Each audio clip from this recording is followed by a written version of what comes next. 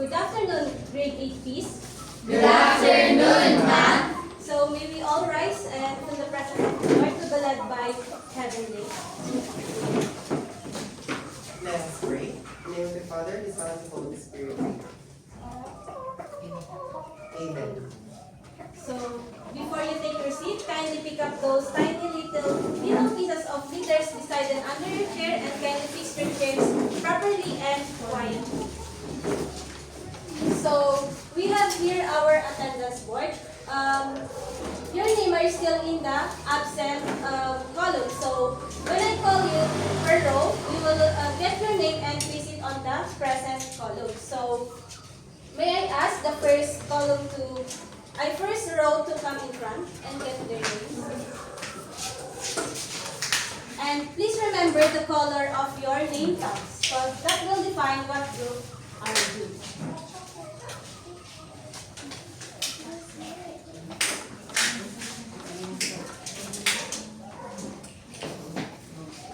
Second row.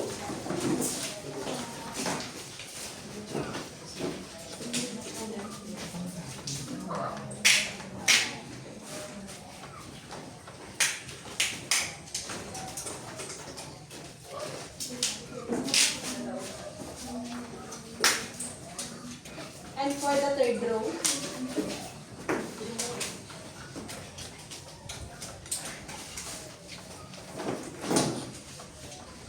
Okay, so did you remember what color are you? Yes, ma'am. So for the pink one, can stay here. The yellow group will stay here, and the orange group will stay here.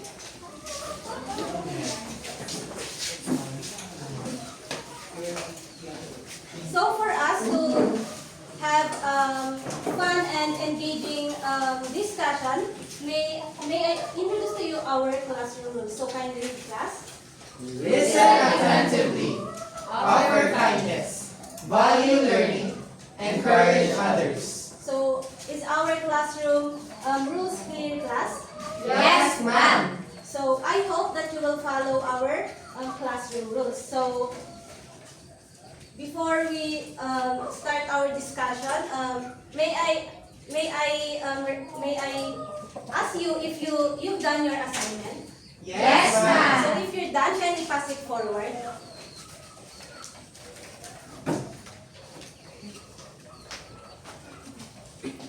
So who can still remember our topic last meeting?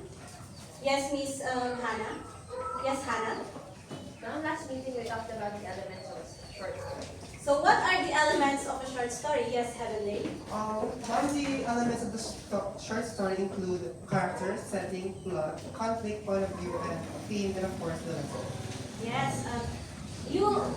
I can tell that you can still remember our lesson last meeting, but to really test if you can still remember what is our lesson last meeting, may we all have a simple activity called the thumbs up and thumbs down. So a while ago I gave you the thumbs up and thumbs down sign. Is everyone have the thumbs up and thumbs down sign? Yes, ma'am. So I will show you a statement, and if the statement is true or correct, you will raise the thumbs up sign, and if the statement is false, you will raise the thumbs down sign. So are you ready, class? Yes, ma'am. So for our first statement, the settings tell when and where the story happens. Raise your sign. So everyone is raising their thumbs up sign. So let us check if we are correct. Yes, you are correct. And for the second one, the theme is the problem or conflict of the story. Raise your sign. So everyone is raising their thumbs down sign. So let's check. Yes, you are correct. So next, kindly read, class. The climax is the turning point or most exciting part. Raise your sign.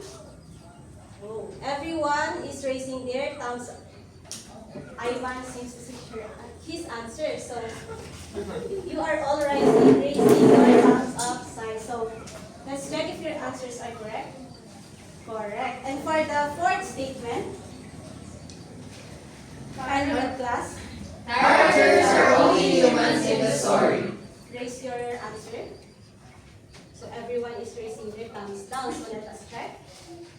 You are all correct. And for our last statement, Conflict shows a struggle or challenge faced by the characters. raise your sign. So everyone is raising their thumbs up sign. So let us check. Correct. So it seems like you really understand our topic last meeting. So before we start our discussion, I will present to you our learning objectives or the things that I am expected of you at the end of our discussion. Kindly read, class.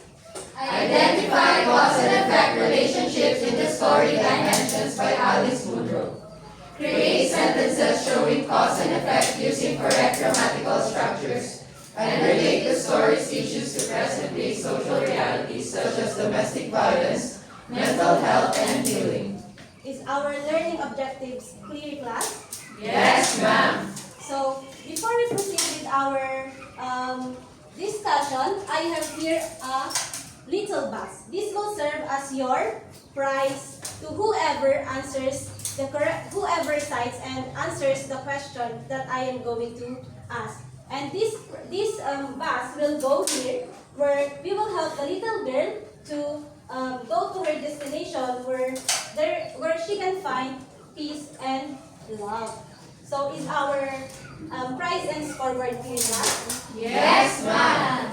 Okay, so let's have another activity.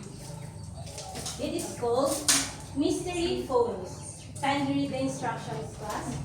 I'm going to show you several mystery photos on the screen. Each picture tells a story, but not the whole story. Your task is to observe carefully and guess what might have happened before or after each picture. There are no right or wrong answers. I just want to hear your imagination. Is our instructions clear, class? Yes, ma'am. So I will present you the first photo.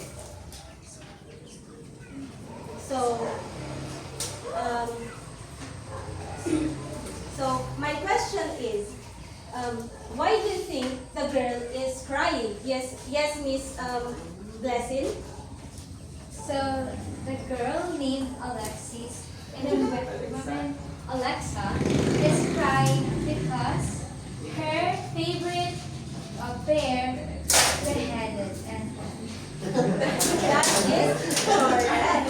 So the girl is crying because her toy is broken. And for our next photo, yes, Heavenly. What are we gonna do again? Why do you think the boy received a medal and Okay, certificate? so the boy named Kevin received a medal and certificate because he strived to achieve. Yes, that is right. So Kevin did receive certificate and medal because he studied very, very, very hard. And for our next photo, so as shown in the photo, why do you think people suffer from this kind of calamity? Yes, Hannah? I think people suffer from these kind of calamities because the budgets for the flood control projects are being used for the Nepo babies' luxury bags. Yes, that is right. People suffer from this kind of calamity because of the government's inefficient leadership. So, based on the photos that I presented to you, what did you notice something, class? yes, ma'am. What is it? Yes, Ivan. Judging the way the reciters, my classmates gave their answers, I think they were trying to point out the cause, and the pictures are displaying the effect of the cause themselves. Yes, that is right. So in every photo, we tried to figure out what led to something and what happened next. So one event can sometimes change what will happen afterwards. So what do you think is our lesson for today? Yes, Hannah? I think our lesson for today is about cause and effect. Yes, that is correct. So, in literature and in life, one event triggers another, like a chain reaction. So, we will have a story later that we are going to explore and apply the cause and effect relationship. And we will also discover how to express these connections in sentences through our grammar focus today. So, now, we will have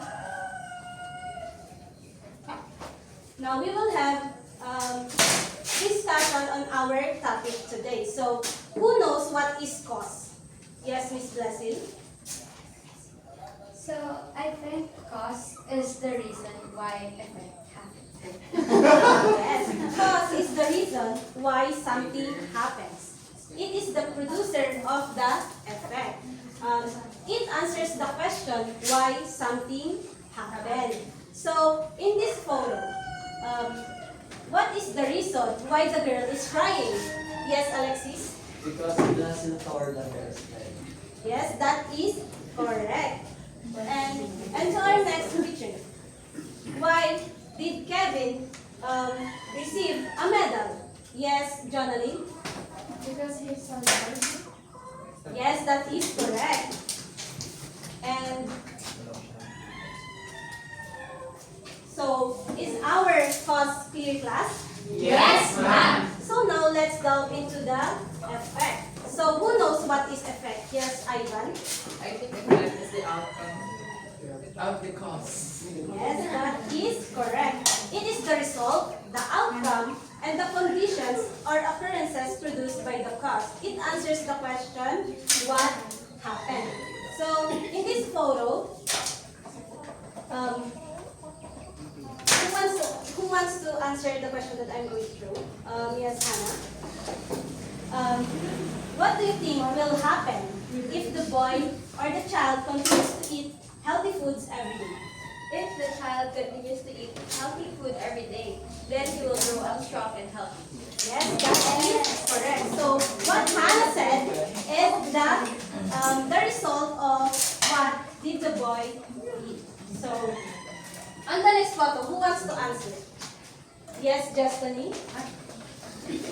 So what do you think is the result if corruption still continues, especially in our country?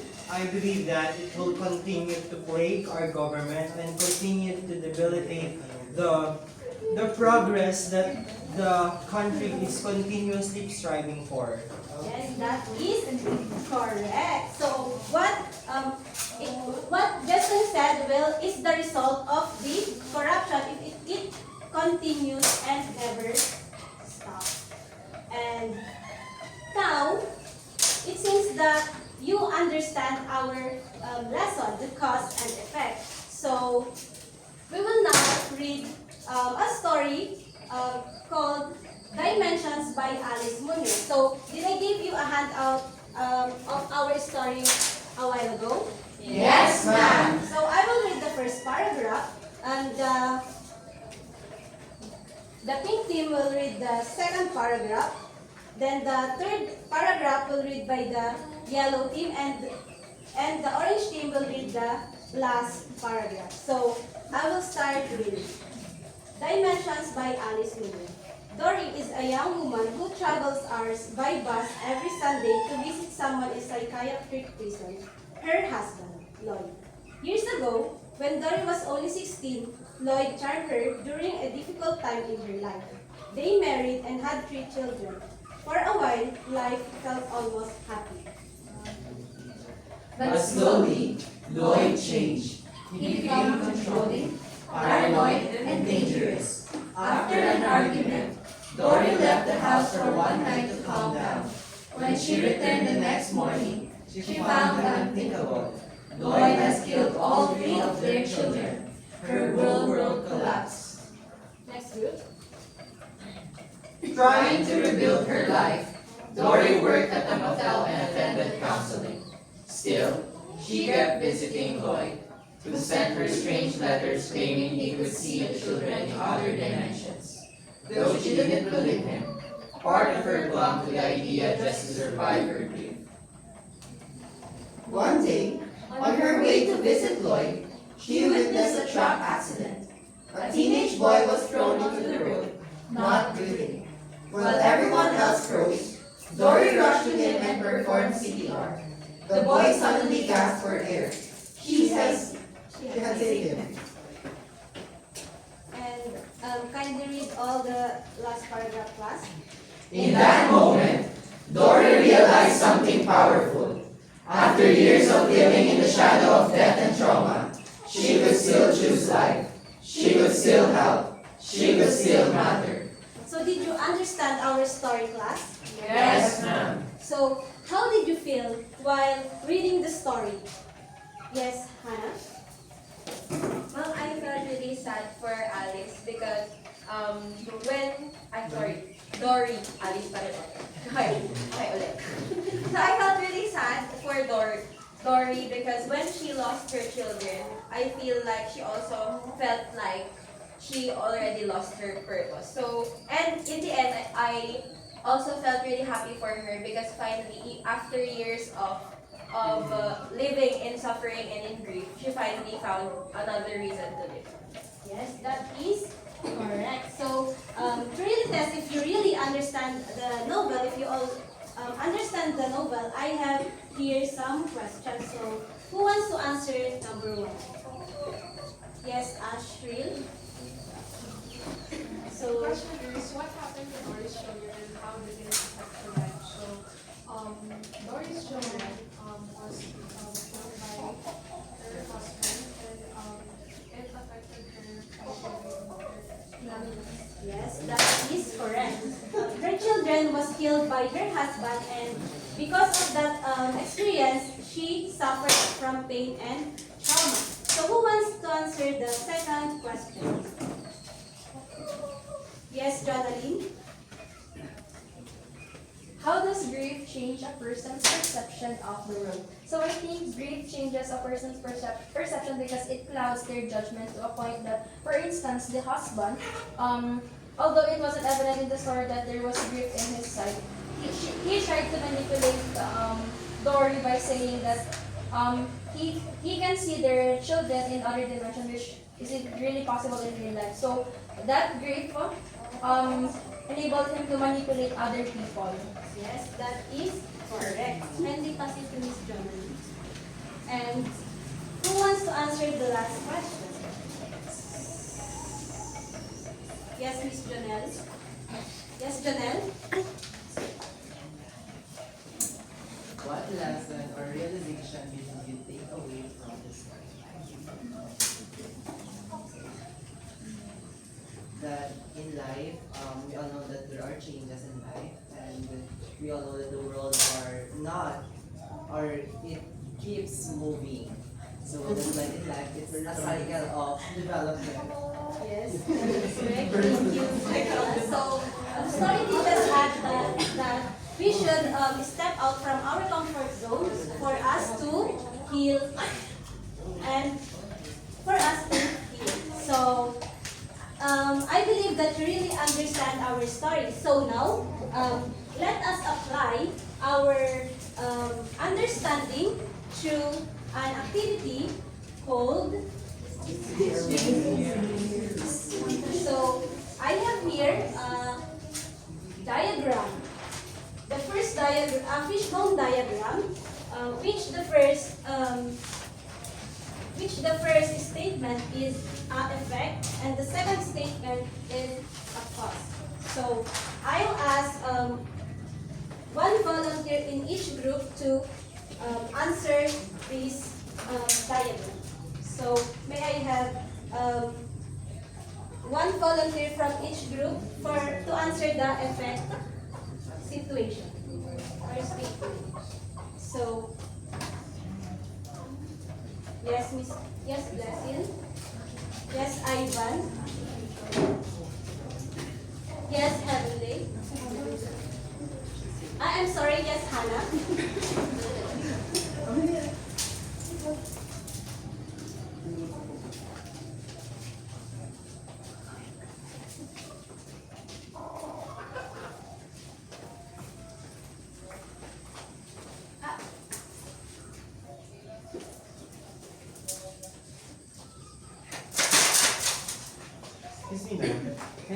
Miss Coleman?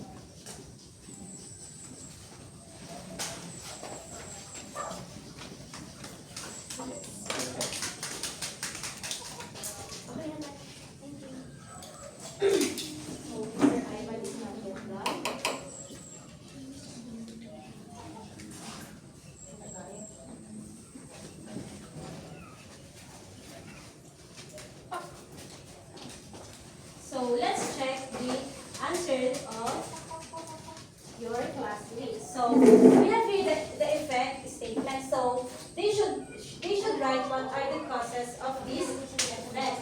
So let's check. So Dory felt worthless and so the husband she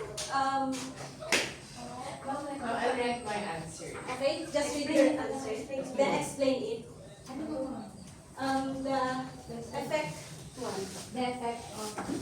So, mom is asking what is the effect of this? What is the effect of that statement? So the effect of this statement is that after Dory felt worthless and hopeless to continue her life, she found her other reason to survive. So that is the effect of this statement. So, even this one? Yes. So, the cause why Dory suffered from pain and trauma is because her husband killed their 3 children. Is she correct, class? Yes, ma'am. So, their group gained 2 points. So, Mr. Ivan, can you explain your answer? So first part we are tasked to state the effect of the statement. She saved the boy from getting so it affected her because after she saved the boy who was on the brink of death, she found life once more. She is still capable of continuing her life. And for the second one is to identify the cause. Dory suffered from pain and trauma. It is because her husband killed or murdered her children. Is he correct, class? Yes, ma'am. That also 2 points. So, the last, yes, Hannah. Okay, so the effect of when Dory saved a boy from an accident is that she found a reason to live again. And for the next statement, Dory suffered from pain and trauma because every time she visited her husband in the psychiatric clinic, he always mentioned that he was seeing their dead children. And I think that's why Dory continued to suffer from pain. Is she correct, class? Yes, ma'am. Okay. both of that correct 2 points. So,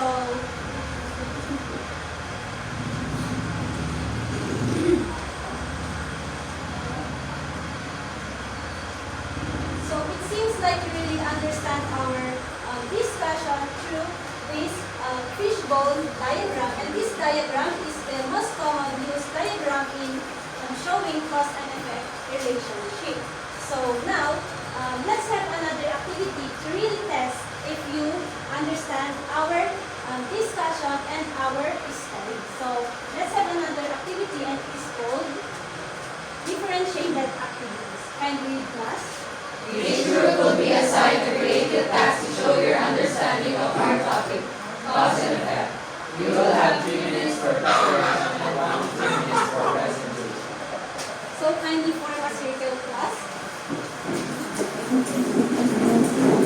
And as one member group to their player. So in doing your activity, I have here the rubrics that will guide you. So you have 3 minutes to do the activity.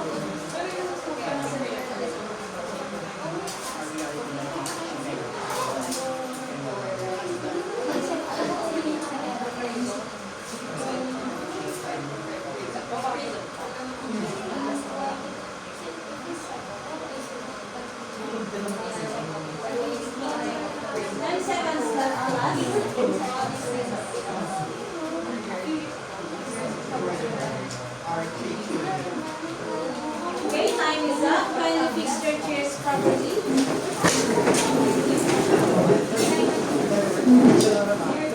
So we have the first group to present their activity. Okay. So we are tasked to create a short skit showing one cause and its effect from the story dimension by Alwina. Okay, so let's start. playing around the house. If I see you guys once again playing, I will send you to another dimension.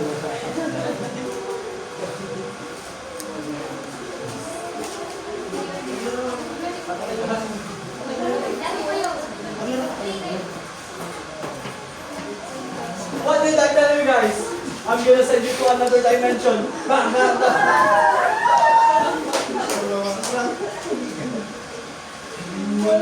Grizzly, Ashley, and Janelle, where are you? My child! What happened, my child? Where are my child? What happened? Who did this to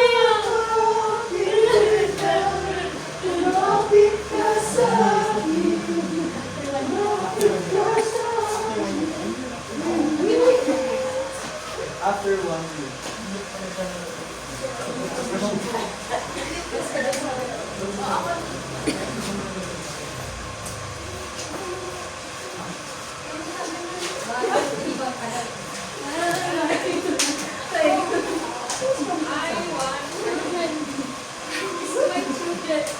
I miss the sweet child of mine. That's it. Oh, what a performance, group 1. So, since it's their performance is very califragilisticexpialidocious, let's give them the Encantadio clap. It goes like this, like 1, 2, 3, 1, 2, 3, ooh, ah. Okay, let's stand. 1, 2, 3, go. 1, 2, 3, 1, 2, 3, ooh, ah. Okay. So may I have the presentation of group 2? Okay. It will be a presentation, and it is a collaborative work, I'd like to say.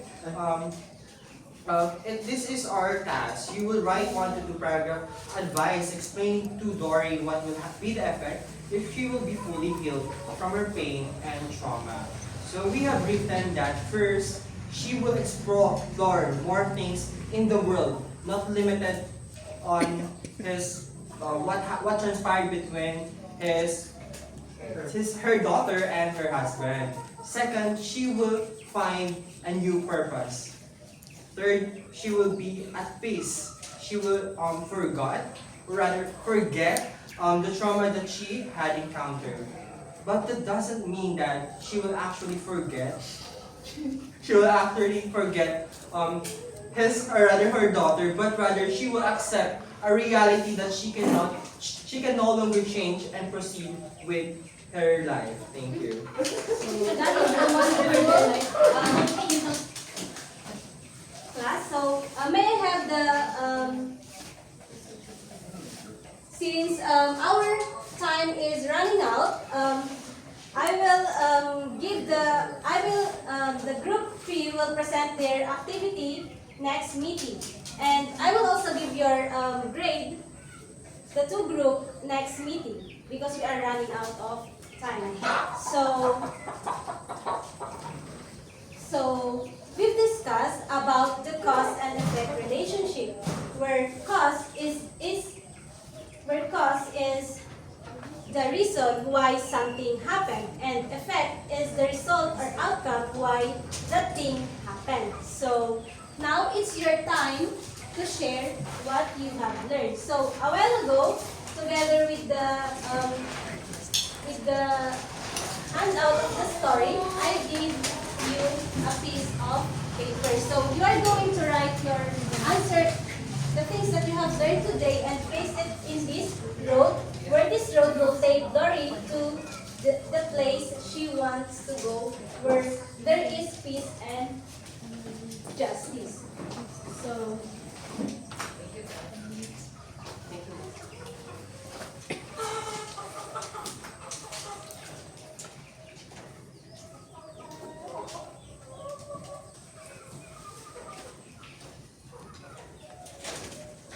if you're done, you may place your answer in front.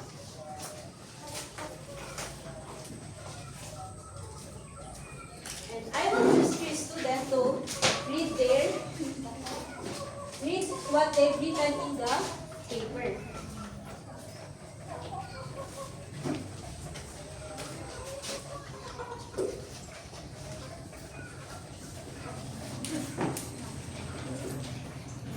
Are you done writing?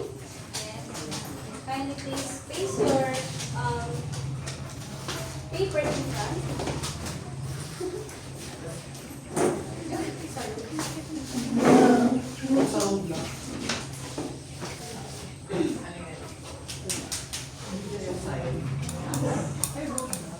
So who wants to read the thing that they have learned today? Yes, Placille, yes, Hannah, and yes, Ivan. Kindly get your paper and formalize it. Ivan. Okay, so today I learned about what is cause and effect and how it is important to our daily life. And aside from learning what cause and effect is, I also learned about the lesson or the value that the story of Dimension of Alice Munro taught us. So it taught us how we should face our life, how we should be brave to overcome all the traumas and all the pain that we experience in our past and continue living despite of all of this. Okay, so today I learned about cause and effect, which help us know the consequences or the results of certain causes. I also learned through the story that we should always have the bravery to face grief. We shouldn't go over it, go around it. Instead, we should walk right through the center of it for us to heal.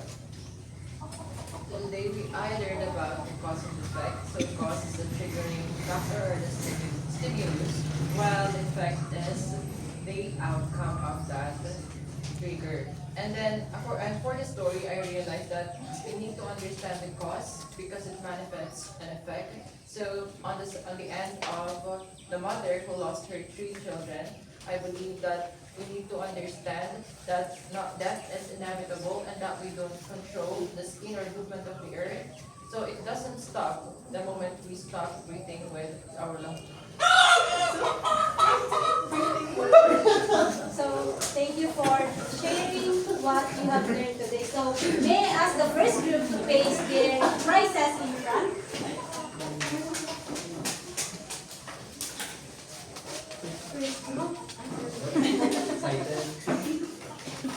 Wait first.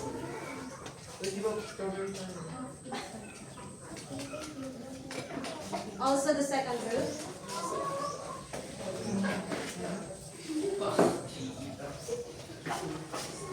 And also the third group.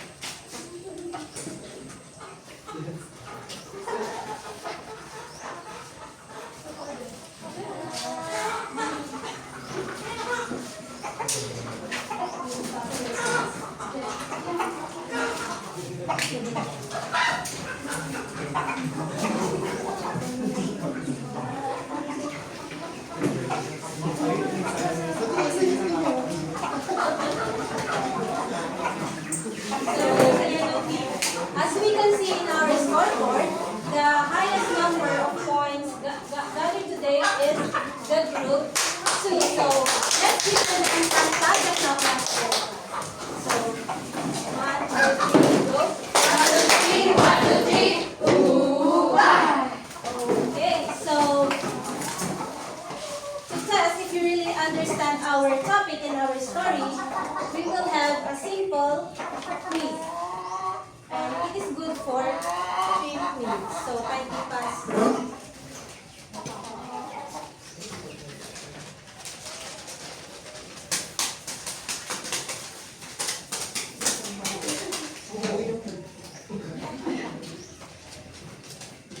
So are you done, class? Yes, ma'am. Kindly pass it forward.